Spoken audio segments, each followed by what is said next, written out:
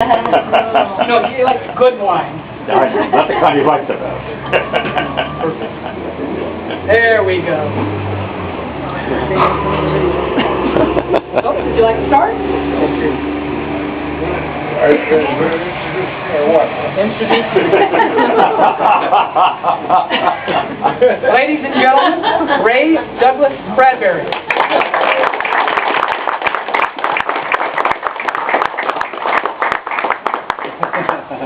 The reason I'm here is perfectly obvious. Back in 1937, I was in high school. I went to a bookstore on Hollywood Boulevard, and there was a little notice there saying there were meetings for the science fiction group in Clifton's cafeteria.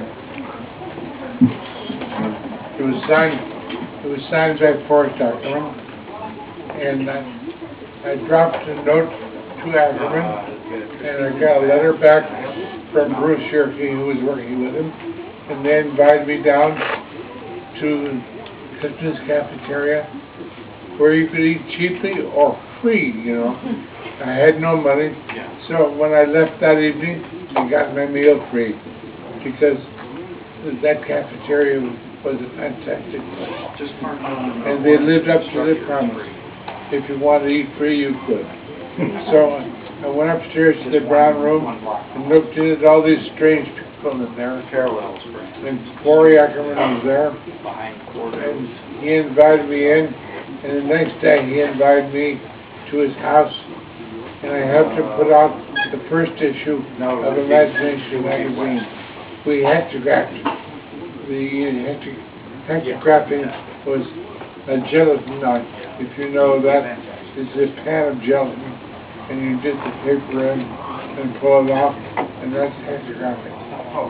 So Forry was working at the Academy of Motion Picture Arts and Sciences, which was a little tiny building over in Hollywood on Bronson Boulevard, half a block south of Sunset. They had a little tiny theater in front with 20 seats. So the Academy has changed a lot, hasn't it? Yeah. They had a tiny theater, Academy of Motion Picture Arts and Sciences, 20 seats in the theater. And I used to go there with Ackerman and see films, famous films, things by Fritz Lang and others. And that became part of Forry's life, working at the Academy of Motion Picture Arts and Sciences. So at the time, I was selling newspapers on a street corner for maybe $10 a week. And I heard the first World Science Fiction Convention was coming up in New York in July of 1939. I couldn't afford to go. In the meantime, I met Hans Bach, the artist. I loved his work. And I made plans to try to go to the World Science Fiction Convention and take the artwork of Hans Bach with me. But I had no money. So Forry Ackerman loaned me $90 to buy a Greyhound ticket across the country and back. It took me a whole year to pay Forry back because I only made $10 a week. So I gave him $1 a week for about a year and paid back my debt to Forry Ackerman, taking me to the first World Science Fiction Convention. And then he took me up to Weird Tales and introduced me to Farnsworth Wright, and I had the artwork of Hans Bach with me. And Farnsworth Wright looked at it and said, yes, that's it. We can use that on the cover of Weird Tales. So you see what Forry did for me and for Hans Bach, and he did covers for Weird Tales from that point on. And then I went on the 4th of July, I went to the World's Fair, the 1939 World's Fair. And I looked at the rockets in the sky, and I wept, because I could see the death of millions of people there. We were only a few months away from World War II with Hitler. And sure enough, in October 3 or 4 months later, the World War started, and 40 million people died. I saw the future up in the rockets, in the fireworks there. I stood there with Forry Ackerman and wept for the future. And I went home then, and I just began to write more intensely. And on my 21st birthday, Forry Ackerman came to my corner where I was selling newspapers, and he brought Judy Schwartz along with him. And Judy Schwartz was my first agent, and Judy Schwartz put a check for $15 in my hand. And I just sold a story to Super Science Fiction, and they gave me a copy of the magazine with my first story published in a science fiction magazine there.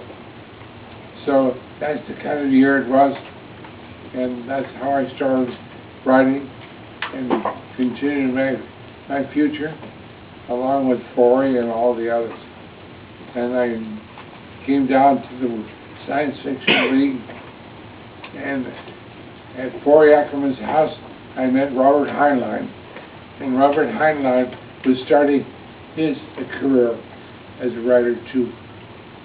We were all starting. There's a lot of writers. Henry Kuttner was there, Arthur Barnes, and a lot of other, and Ray Harryhausen came to those meetings, and I met Ray Harryhausen and his dinosaurs at Forry Ackerman's house. So you see, that's how my future with Forry Ackerman began because of Forrest Ackerman. There's so many things he did to change all of our lives. It was quite amazing and quite wonderful. And I went on with Ray Harryhausen, hoping that someday we'd do a film together about dinosaurs. And sure enough, in 1953, we did The Beast from 20,000 Fathoms. And we previewed it over